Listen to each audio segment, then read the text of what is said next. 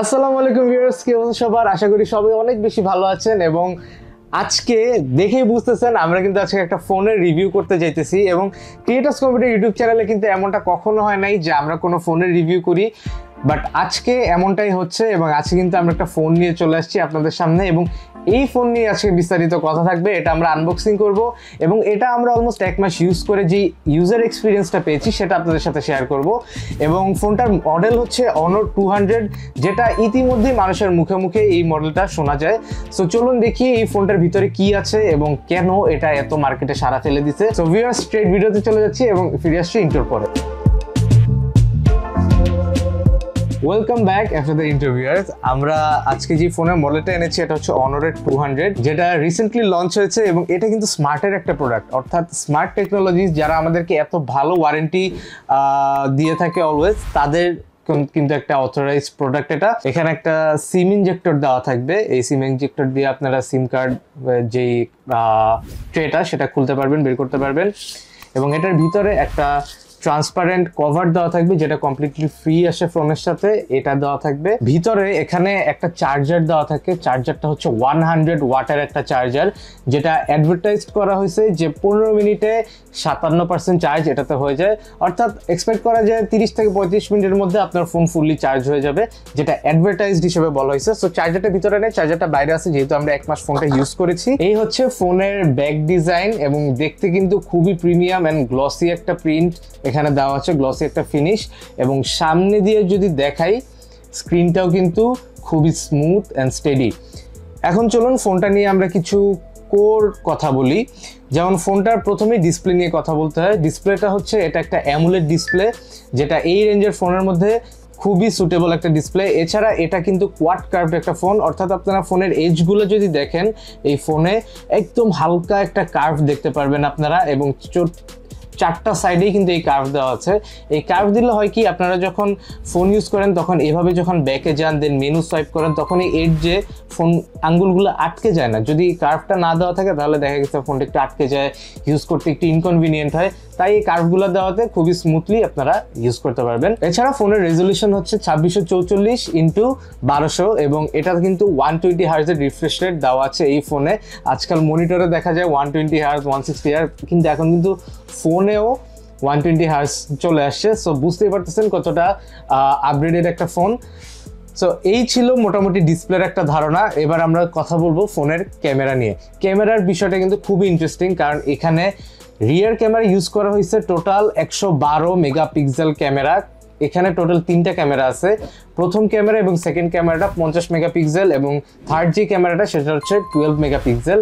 এবং এটার যে সেলফি ক্যামেরা বা ফ্রন্ট ক্যামেরা আছে এটা হচ্ছে 50 মেগাপিক্সেল।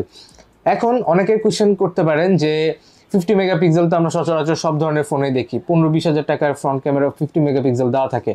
এখানে একটা বুঝার বিষয় আছে, প্রত্যেকটা 50 মেগাপিক্সেলের কোয়ালিটি কিন্তু সেম না।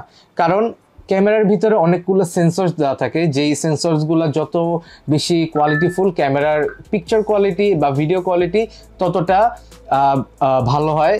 অর্থাৎ এই সেন্সরের উপরে মেগাপিক্সেলের কোয়ালিটিটা ভ্যারি করে। অর্থাৎ আপনি এই ফোনের 50 মেগাপিক্সেলের যে কোয়ালিটি পাবেন, অন্যান্য ক্যামেরাতে কিন্তু পাবেন না।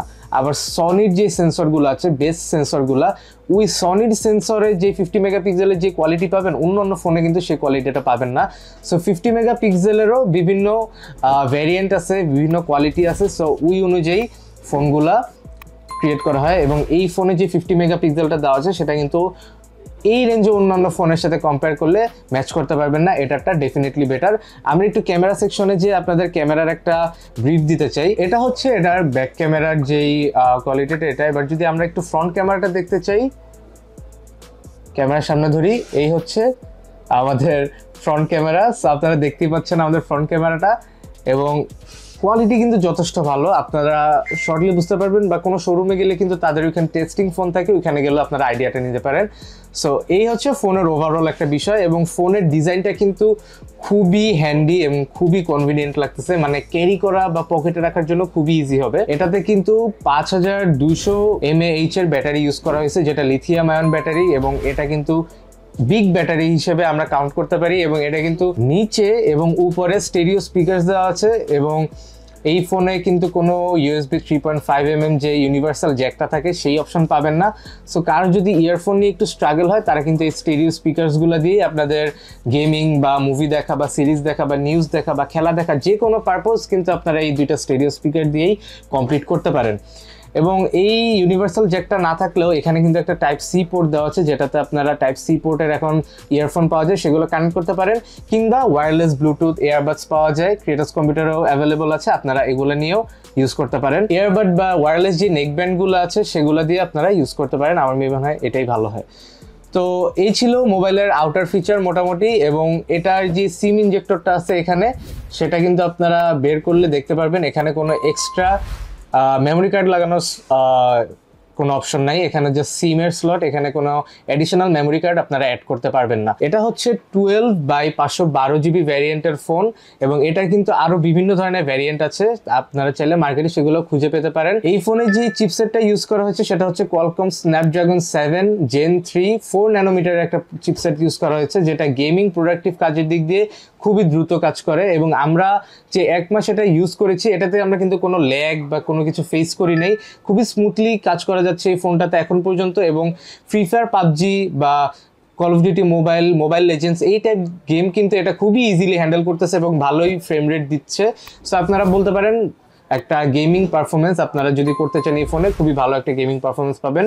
কিন্তু একটা প্রবলেম আছে, ফোনে একদম সামান্য সীমিত একটা হিটিং ইস্যু পাবেন। আপনারা যদি হেভি গেম খেলেন বা লং টার্মের জন্য গেমিং করেন, একটু হিট হবে ফোনটা, যেটা খুবই স্বাভাবিক একটা ব্যাপার। এবং আপনারা যদি গেমিং করেন বা হেভি ডিউটি করেন এই ফোনটা দিয়ে, তাহলে কিন্তু ব্যাটারিটাও সেভাবেই ড্রেইন হবে। সো ভিউয়ার্স, এই ছিল আজকে আমাদের Honor 200 এর ওভারঅল রিভিউ বা শর্ট একটা ব্রিফ। আপনাদের যদি এই ধরনের ফোনের রিভিউ ভালো লাগে আমাদেরকে অবশ্যই কমেন্ট করে জানাবেন, এবং আমরা ফিউচারে যদি পসিবল হয়, আপনারা যদি ডিমান্ড করেন, তাহলে আরও ফোনের রিভিউ নিয়ে আসবো। ভিডিওটা ভালো লাগলে অবশ্যই লাইক, কমেন্ট, সাবস্ক্রাইব করে দিবেন। আপনাদের ছোটোখাটো লাইক, কমেন্ট কিংবা সাবস্ক্রাইবই আমার জন্য অনেক বড় একটা ইন্সপিরেশন হয়ে দাঁড়ায়, এবং নতুন নতুন ভিডিও আনার যেই ইচ্ছাটা সেটা নিয়ে আসে। সো ভিউয়ার্স, দেখা হবে নেক্সট কোনো ভিডিওতে। সে পর্যন্ত সবাই ভালো থাকবেন, সুস্থ থাকবেন। আল্লাহ হাফেজ।